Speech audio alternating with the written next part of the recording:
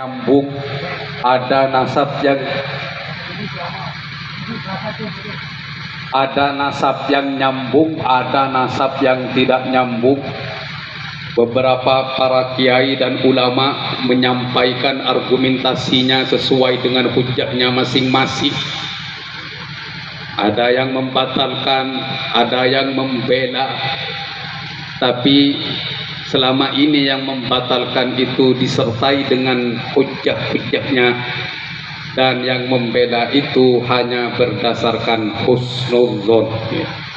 Jadi kata-kata husnudzon itu baru populer setelah polemik nasab ini ada. Dulu kita jarang sekali mendengar husnudzon, karena sekarang tidak mendapatkan dalil, maka husnudzon pun jadi bisa dibuat dalil. Allahumma sholli ala Muhammad.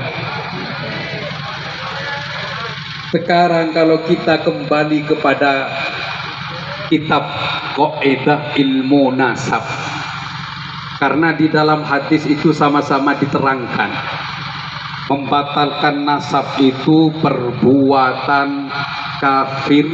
Yang kafir ini diartikan oleh para ulama adalah bukan kafir yang seperti orang kafir, tapi kafir nikmah. Jadi yang artinya membatalkan nasab itu adalah bagian dari amal perbuatan orang-orang jahiliyah. Terus yang kedua, mengeklaim nasab. Manidda'a ila ghairi abihi wa huwa ya'lamu fal jannatu alaihi haram. Mengaku-ngaku nasab itu ancamannya berat.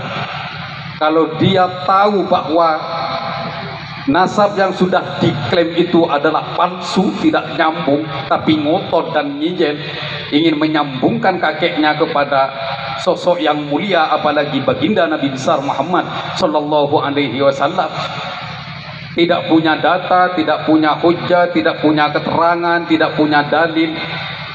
Datanya terputus selama 550 tahun, tapi ngijel ingin menyambungkan kakek moyangnya kepada baginda Nabi besar Muhammad sallallahu alaihi wasallam.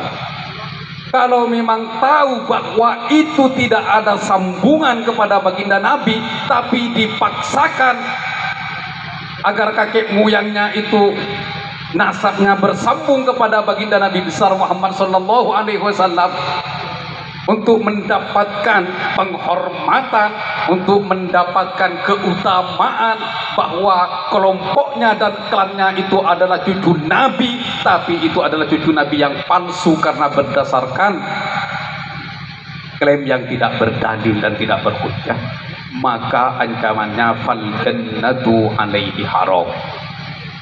Nah, sekarang kalau kita kembali kepada kaidah ilmu nasab, kan bingung.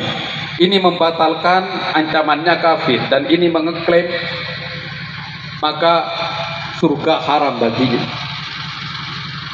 Terus kita harus kembali kepada kitab kaidah ilmu nasab, At-Taqnul Mufassar Muqaddamun alal Itsbat al-Mujmal.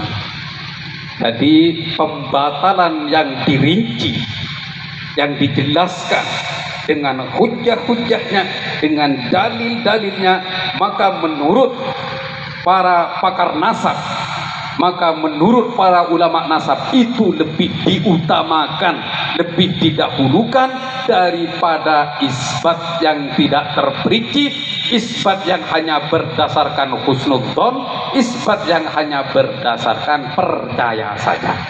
Nah, biar kita mempunyai pegangan bagaimana kita menghadapi polemik nasab ini dengan secara ilmiah.